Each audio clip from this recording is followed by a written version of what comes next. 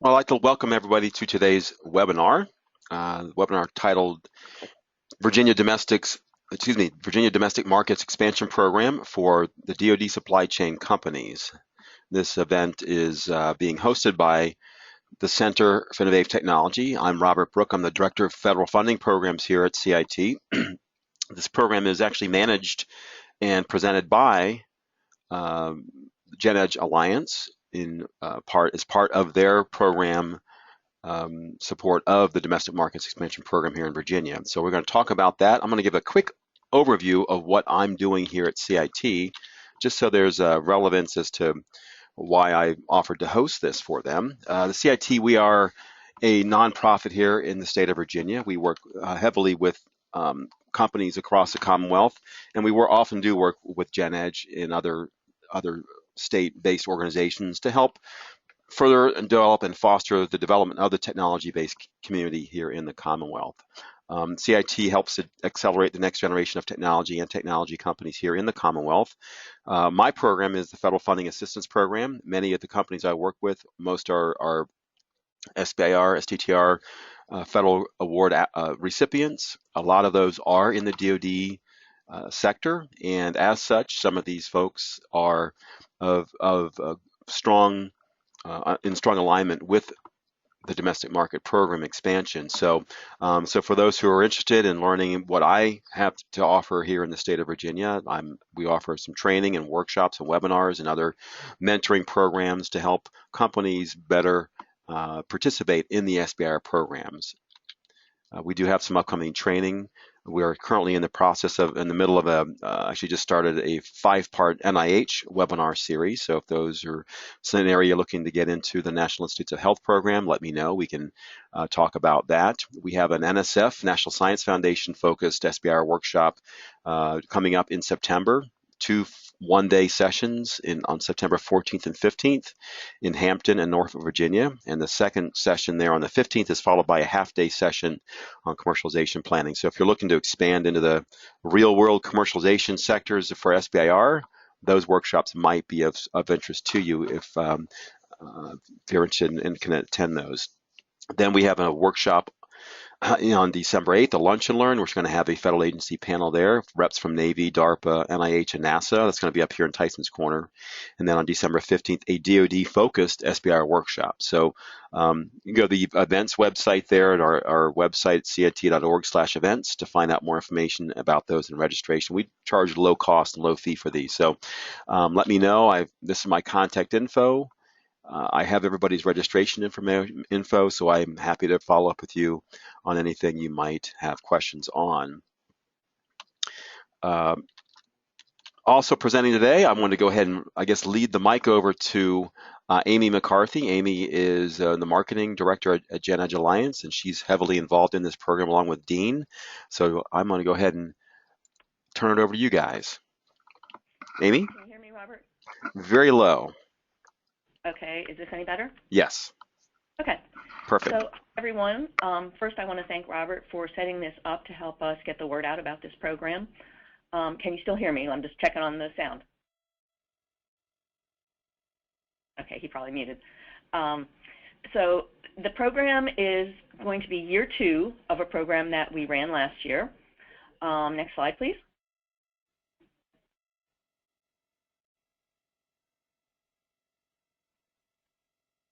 So as you all know, we have a sequestration being imposed on the federal government, Department of Defense, and that is going to continue for several years. Virginia is the top state, if not second, but we're up there among the top couple of states that get federal government contracts, and sequestration has already affected jobs and can affect up to 150,000 or more is what we're predicting. So companies need to be acting now rather than waiting to see if it's going to affect them. You might as well take some proactive efforts toward growing your sales, and this particular grant is focused on helping you grow sales in non-Department of Defense type applications. So the reason that we have gotten the grant is that many small to medium-sized companies don't have in-house capabilities for consulting to help them find new markets or new market channels. adjacent to their current technology. So last year, we received almost $2 million in grant funding, and Dean will go into this in more detail, but we helped a number of companies to find new markets or new channels. And we anticipate getting funding for year 2. So next slide, please, Rob. So just a little bit on who is GenEdge. We are the Manufacturing Extension Partnership for Virginia. There's one in every state, and we're connected through the Department of Commerce's NIST, Manufacturing Extension Partnership. So we've been in business for about 22 years. We're state employees. We also get some state funding in addition to the federal funding. And we are not for profit. We get measured by impact to our clients. And for every dollar invested, we have an independent survey that's done, contracted by the federal government. And our clients have stated that for every dollar invested, the average return is $26 to what their impact is in either new sales, sales saved, retained jobs, and that sort of thing. Next slide, please. Okay, so what is the DMEP? It's a selective program, and it provides services tailored to each company. And as I mentioned, it can be new markets, developing new products, and utilizing new channels. And it's specifically focused on domestic applications, not export. And Dean will tell you a little bit about the application process, but basically you can start out with a no-cost assessment, and then if you are selected for the program, it will cover 90% of any of the services that are deemed to be what you need based on the assessment to help you move your company forward in its growth. Next slide. Let's see. So who's eligible for this program are any companies that are in the Department of Defense supply chain. You don't have to be a first or second tier, you just have to be in their supply chain and have more than 20 and less than 500 employees in Virginia, and either have been or will be affected by sequestration. And any Virginia company who meets that criteria can apply, and we are marketing the program across the state, and we have some introductory workshops set up. And from here, I would like Dean Young, who's the program manager for DMEP, to take over and kind of explain some of what's going on with the program, what happened last year, and what's coming next. Dean, by the way, I've given you. Thank you very much, Amy. Dean, I've given you controls of the PowerPoint as well. Roger. Okay. I'm dangerous. I'm in control now. Great. So, if I could, I'd like to move forward a slide. It's not responding to me. There we go. All right, so I'd like to talk a little bit about how the program actually works. So as Amy said, the first step are these introductory workshops. We hold these across the state. We've got a series of them scheduled, and we'll talk in more detail about that schedule at the end. But the purpose of the introductory workshop is to give you kind of an overview of the program and to discuss a little bit about how it rolls out so that you know what to expect. And what happens is after that introductory workshop, we give you the opportunity to apply. And the next step in the process after the application, if you're selected for participation in the program, is a no-cost assessment using a tool called Core Value. It's a software tool focused on business valuation. The point being here that if those things that increase the value of your business are going to be those things that are probably the best things in terms of sustainability and ongoing life of your business. And part of the focus of this program is to help those companies in the DoD supply chain that are being hurt by sequestration find alternate markets so that they're sustainable. So this is actually Department of Defense money invested in their supply chain to try to help companies find other customers, if you will, so that they're not as dependent upon that DoD funding cycle that goes up and down. And what we do with this core value tool is it's a facilitated assessment with senior leadership, and we go through this and identify gaps, and those gaps are identified based off of a model that's been developed over the last 20 or 30 years, and it focuses on the value of your business and where to increase it. We then are able to structure service proposals that address those gaps. So it's not just a cookie cutter approach. as Amy said, it's a customized approach for each client based on what their needs are, and then we try to apply the funding that we've got in the best way to diversify those companies outside of their current markets and find new customers, new models, et cetera, for being able to grow. And the grant is set up to provide funding for at least 20 companies to get those services. The kinds of services that you can expect run the gamut. So we've really engaged in the last year, as Amy said, with 22 companies, and the services that we're able to provide cover everything from strategic planning and innovation planning for growth, so figuring out if you don't have a strategy or a strategic plan, how to do things that are aligned with the rest of your company so that you're not trying to run a project that's not consistent with the rest of your business. It may be the provision of things like market research. Technology-driven market intelligence is a particular kind of a research tool that we use with some partners from the Research Triangle Institute that allows us to find, if you've got a particular technology that you're good at, where those potential markets might be, so that you could look for opportunities and evaluate where you would make the best options in terms of growing. For this year, we're actually bringing in some folks who help with capital access for growth. So from some of our smaller companies, what we've found is that some of them need access to capital in terms of growing. And so we have some folks who come in and help figure that out, where the best sources are, the options, and help you kind of pursue some capital so that they can help you create your pitch and everything to go access capital if that's something that's needed. We can do quality system certification. We do ISO system, both implementation and certification. Other marketing tools like web design and search optimization.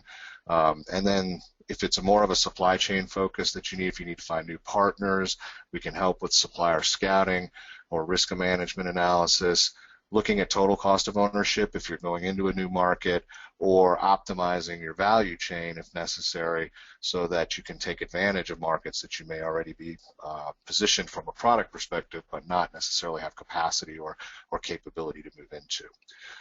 One of the key points about this is that we do tend to phase the services, so it tends to be an ongoing engagement. It's typically not one project that lasts for a very short period of time. These are engagements that last over a period of time. So we may go through things like strategic planning and innovation to figure out what kind of answers are best for us to provide, and then as a second phase, fund the follow-on work necessary to go execute on those ideas. So it all depends on what the business needs, and we use that core value assessment tool and the gaps identified to help us focus that so that it makes sense for each company individually. In year one, as Amy said, this is the second year now we're moving into of this program. And in year one, we were pretty successful. We had 62 companies who attended one of the 8 introductory workshops we held across the state. And you can see kind of here on the map the geographic dispersion.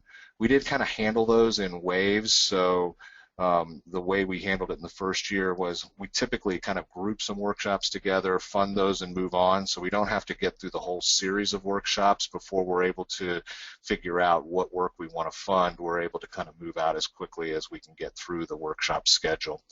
But as Amy also talked about the impact of sequestration, out of those 38 companies that applied, 34 of them were selected, and we actually ended up working with 22 after their core value assessment work. And those 38 companies who applied estimated the impact of sequestration for them as over $570 million collectively in revenue at risk, and over almost 1,500 jobs that were affected or at risk already. So there was certainly a lot of pain, and in this first year we were able to help 22 companies try to address that pain.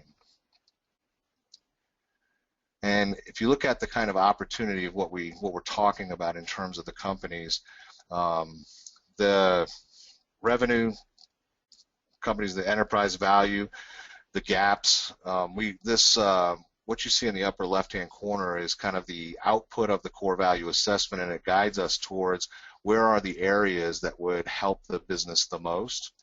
And you can see this is the average for the companies that we ended up working with. Brand and innovation, things like sales and marketing tend to come out because these are DoD-based companies. That makes a lot of sense. They're used to not necessarily a marketing-driven strategy, but more of a features and benefits responding to proposal type process in terms of generating sales. So we tend to have a lot of need for helping folks figure out how to create a value proposition and market that value proposition into new markets so that they can grow. The kinds of projects that we looked at, you can see here is this kind of a little histogram of what the average project value is. And as Amy said, 90% of this cost is funded by the DMEP program, and 10% is borne by the suppliers themselves. So we had some suppliers who had small needs or small projects. They just needed some help starting the process and getting going. And we had some projects that were more involved where we ended up actually getting into funding of equipment or development of prototypes and those kinds of things. So depending upon the needs of the company, we're able to structure the funding in ways that get them where they need to go in the best or most effective way. So average project was about $66,000 for the first year. We have similar funding levels for the second year, and I expect the second year to be kind of the same.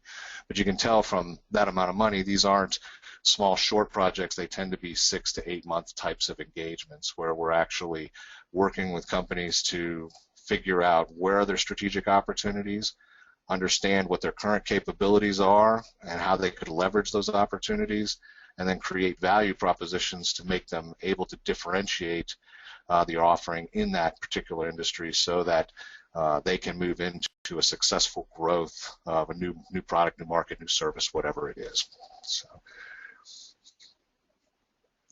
and the types of clients we're working with, while we're a manufacturing extension partnership, you may hear that MEP, it doesn't have to be just product companies. And in fact, in the first year, we're working with companies that are purely service deliverers, as well as things all the way up to a machine shop product-based kind of a delivery, and everywhere in between. So we can cover the full range of capabilities, whether we have folks who are in the cybersecurity industry, we have folks who are contractors in terms of delivering just service delivery to the federal government, and then we have people who make things and sell things to the DoD, and everywhere in between. The way we engage with these companies is typically a phased approach, as we talked about, where we go through a process of aligning the opportunities strategically and then develop our concepts for how we're going to exploit those opportunities. And as those opportunities are identified, we have a process that we go through to rack and stack those opportunities and look for those things that have the most commercial viability. And then ultimately, we move into the execution, and depending upon where you are in that cycle, the DMEP program can support funding for all of those different, or any of those different elements. Some of the different industries that folks are currently targeting, moving into things like the aerospace industry and unmanned aerial vehicles. We've got some companies who are looking at, they provide logistics services to DoD, and can they do that in a commercial space? As I said, we've got some cybersecurity and IA type folks who are looking at becoming commercially driven, as well as managing some cybersecurity or IA functions within the DoD space, IT support, and some emergency response and disaster recovery. So there's things that you can see, like Amy talked about, that are adjacent types of commercial or industrial markets that leverage the capabilities these companies have currently within the DoD space. And Dean, this is just a representational. This is not a complete list. That's correct. That's correct. These are the kinds of things, but again, we're here to help any company that's affected by this find different markets, right? So some of the examples that might make it a little bit more real. We have a company, they're SBIR recipient, they are an advanced coding company, and they had developed through some of the SBIR grants and other funding a different process for doing very technical, very high level thermal coating for the aerospace market. And they were ready to go to market, so they didn't need as much help on the front end with figuring out their opportunity, and we were able to help them kind of get themselves together. So their funding was geared more towards the marketing messaging and developing of a new website that better fit their offering that they were going to go to market with. Some internal work in terms of the ISO system implementation so that they were better able to handle the growth as it came.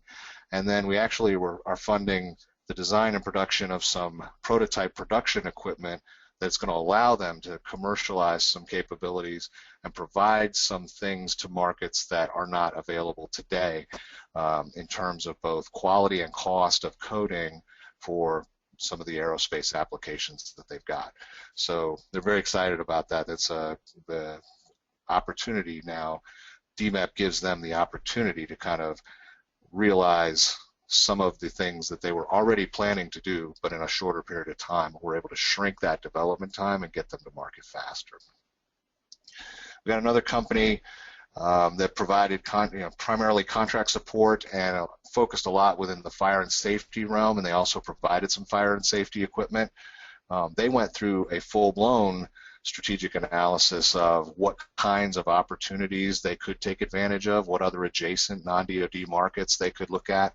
And our folks took them through a process, and they ended up actually with a different idea than what they thought they were going to end up with when they started the process of where they were going to go.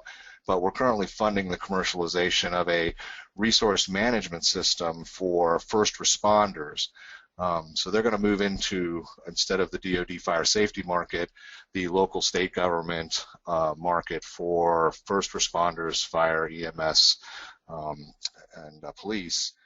And they've got a kind of a new resource management system, so we're funding the coding necessary to accomplish that, as well as some work in terms of branding and developing their market strategy and promotional strategy to go out, and they're already utilizing some of those things. The feedback from that company was that they would not have been able to develop this without that DMEP support.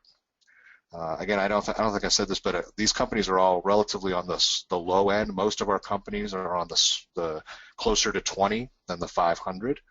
I think our average company size was less than 100. So we had a few larger companies, but most of the companies are companies like these that are in the 20 to 60 range and have particular niches that they're pretty good at. The last example is a colorimetric sensor manufacturing company. That's how they describe themselves. And what they make are color-coded sensors for different kinds of things, typically chemical things. So in the DoD space, they provide some explosion protection, explosive monitoring kind of detectors, some chemical detectors for the CBRN kind of community as well. But they have a product that's moving into a commercial space in a non-DoD market that they were already kind of in the process of understanding, but were not able to keep up with the demand that they were getting. And so we did some value chain work with them to be able to increase their capacity, and in the period of about 3 months, they increased their production capacity by 5 to 10 times the current output with no additional staff. In fact, they were able to reorient some of their current staff to other things, and are able to take advantage of that growth. So clearly something that they would not have been able to do without the DMEP program. We also, for them, were able to help them create some new product ideas based on some marketing research that we provided. They took advantage of some of the technology-driven research that we have, and that was very productive for them, as well as they had a very technical application for one of their products, and we're having difficulty finding a technology and suppliers that could help them pursue that. And so we teamed up with RTI, the Research Triangle Institute, to do some technology-driven supplier sourcing, where they were able to find for them a viable technology for the application and identify 3 suppliers. So they are now currently pursuing an SBIR STTR project to move that concept forward, looking for some federal funding to help them develop the design a little bit better as well.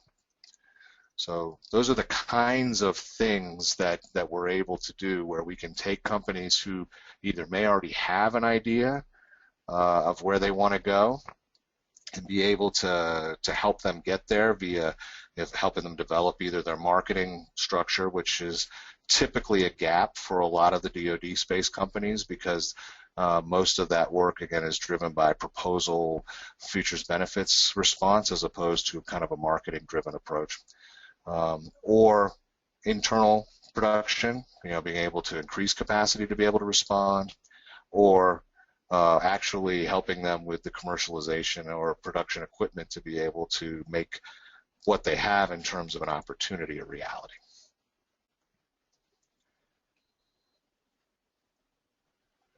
We recently completed in June a leadership exchange. I brought together all of the companies, the leadership from all of the companies that we worked with, along with some of the researchers. And getting ready for that, we asked for some feedback for the year to see how we did.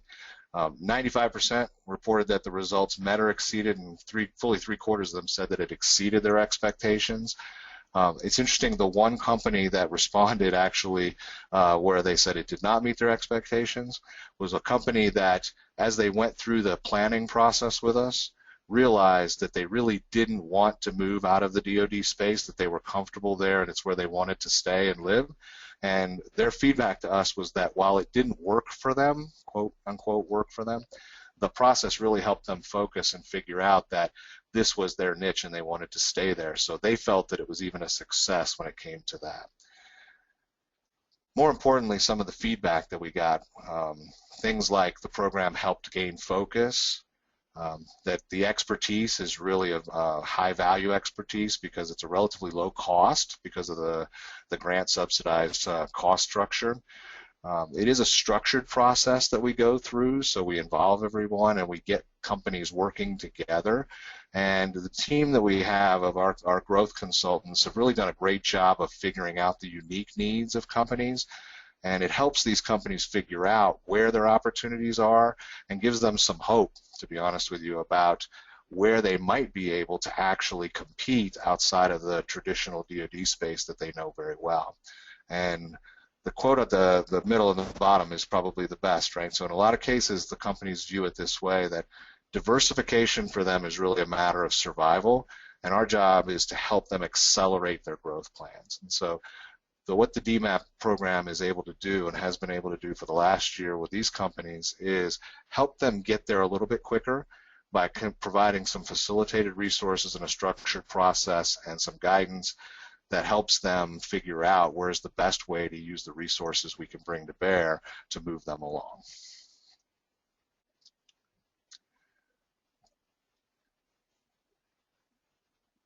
So how can you participate? In order to participate, the first step is to come to the introductory workshops. We actually have already held the first workshop for the year 2 signups back in June in Richmond. We've got one coming up on the 28th. CIT is helping us host that up in Herndon at their facility. You can see that we've also got one in Hampton, Charlottesville, and then we'll come back to Northern Virginia and to the Hampton Roads area. We have more of the workshops centered in those 2 areas because that's where more of the DoD activity is. That's where more of the dollars reside. But you can attend any workshop. You don't have to come to one in your area. Anyone that works in terms of the timing that you can get to. But you must come to the workshop in order to get to the application step. The workshop includes an overview of the program, so we give you all the information, as well as an executive level workshop on our process for facilitating strategic growth. So the GenEdge growth consultants have a process that is very structured and organized in terms of how you go through understanding your capabilities, understanding where you could exploit those capabilities in terms of market opportunities, coming up with ideas and concepts that are unique in those spaces so that you're not trying to compete just on price, and then finding ways to execute on those. And through the DMEP program, we kind of can fund that whole process. The workshops run 8:30 to 3. We have lunch and networking time provided as well, but it is a hands-on workshop. They take you through a case study using the process, so it's not a dry set of death by PowerPoint day. It's a living workshop that hopefully gives you a good idea of what to expect if you apply and move forward with the program. You can register for the program online at dmep.genedge.org. So if you go to that website, you'll be able to see this list of events, click on a date that you want to go to, and register there. For any other information, the rest of the program details, information on that core value assessment tool, and links to the registration are all at dmep.genedge.org. And our contact information is here. If you've got questions about it, please don't hesitate to ask, or feel free to forward this to anyone else that you think might benefit from participating in the program. We'd love to have them come to the introductory workshop and see if the program is a good fit for them. Dean, as we're wrapping up here, I'll recommend if anybody online has a question, you can use the question box feature in the GoToMeeting package that you're logged into and submit that. I will voice that question to the panelists here. And the question is, does the workshop have a fee? It does. I apologize. There's $50 per company fee, and you can bring up to 3 people from your company for that charge. So the workshop fee is $50. The assessment fee is free, and then whatever work comes out of that you accept from the proposal stage is a 10% cost share, 90% paid by the program. So a very nominal fee for the workshop, and there is a value for those, even if you don't go to the program, to learn a little bit about the process and how to maybe apply that to yourself and your company, and it pays for lunch, so to speak. Exactly. Yeah. Exactly. I had a question. So you mentioned the 20 to 500 person limits that companies shouldn't pigeonhole themselves into the 20 number necessarily, because if they can actually show that they've actually had to reduce a number of employees under the 20 person mark. Talk about why the 20 person limit and the concept of that, and also if they're less than 20 and they can show impact because of sequestration, bringing them down to below that level. Okay, it's a good question. The 20 limit was set as part of the grant parameters, looking for small to mid-sized companies, but not startup level, I guess, if you would. So the 20, I guess, was an arbitrary number, but that's the number that's set in terms of the grant criteria. The way we evaluate that, though, is really it's where were you at the beginning of sequestration. So I've got a couple of companies. In fact, one of the ones I think that I used as an example there actually currently has less than 20, but prior to sequestration were higher than the 20 limit. That's acceptable. So I've got a couple of the companies in the first round of the program that meet that kind of an assessment. But so it's not a hard and fast number per se, but we're looking for that. Well,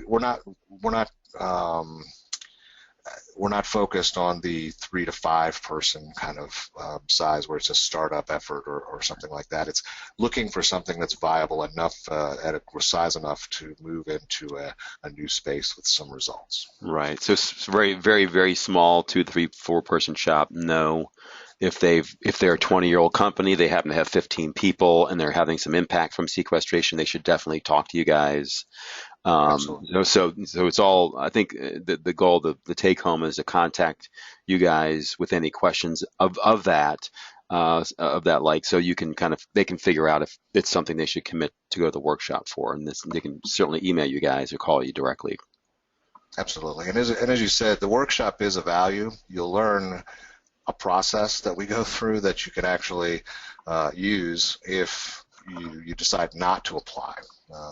So as I said, when you could see that there were 62 companies in the first round that came, and 38 chose to formally apply and move forward. Some of those because they felt like they already were far enough along that they didn't need as much help. Some because they recognized that they didn't want to move out of the DoD space, and we have that discussion up front, right? So it's not a trivial engagement. I will tell you that the feedback from the companies is that their investment is much more in terms of time than it is in terms of money. because we are expecting that it's a somewhat transformational body of work where we're not just going to come and deliver some things and hope it takes. We're looking to actually move towards sales in a market that is in the DoD space. So, Great. Our role is an economic development role, and so without that actual result taking place, we haven't fulfilled our responsibility in terms of the program management. That's the way we view success, is what's going to get us to commercialization and real sales, real growth in a non-DoD space. Great. Well, if there are any other questions, please send them now. Otherwise, we'll go ahead and wrap this up. Again, the first step is to look at the schedule of potential workshops. They're still setting them up. So again, I will make sure that Gen Edge has the names of everybody who's on today's call and signed up for this, so they can send you the details of those those workshops when they take place, and certainly follow up with them directly if any questions, to make sure, if you have any questions about your qualifications to participate in the program. And I guess one last question is, do you limit the attendees of the workshops to the companies that are impacted? Indeed, if this, there might be a couple of government consulting companies here that consult with other government contracting companies, so their business is more of a service provider to the space. I'm guessing that you're not really wanting those people to attend, or not?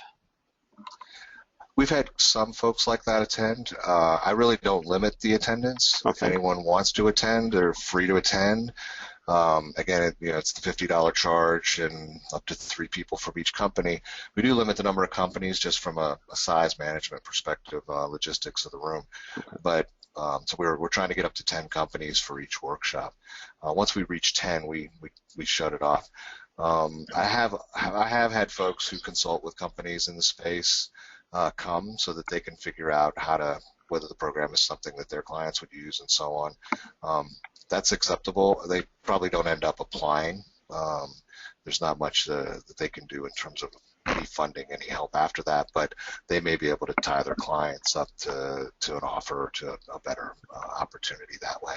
And one last question I have is the Virginia issue, meaning they have to have their corporate headquarters in Virginia, a major office in Virginia, a certain number of employees, revenue. What's the limitations there? And again, it's the employee limit applies to the state of Virginia, so it's 20 to 500 employees within Virginia. So we have companies who have locations elsewhere, and they have one location in Virginia that has 100 people. They qualify. This again, there's really 3 major constituencies we're trying to help here. One is the companies themselves, of course. One is the Office of Economic Adjustment, Department of Defense, who actually funds the program, as we talked about, trying to sustain some of their supply chain companies through the cutbacks that they have. And then, of course, there's the state of Virginia as a third stakeholder here. And Virginia's goal is to diversify the economy so that it makes the state more stable and helps us from a state economic perspective. So their focus is on economic development and jobs within the state. So just because you're not headquartered here doesn't mean that you don't have an impact here. Perfect. Well, good. Well, there are no other questions that have come through the transom, so I will go ahead and recommend we end today's webinar. Again, any questions, please feel free to email Dean or Amy directly, and to look at the upcoming webinars and consider if that's a fit for your company. The small fee, I think, is very nominal, and so I encourage you to consider it, look into it more, to hopefully we can help diversify the Virginia economy. So thank you so much for you guys' participation. Thank you, Robert. Thank you.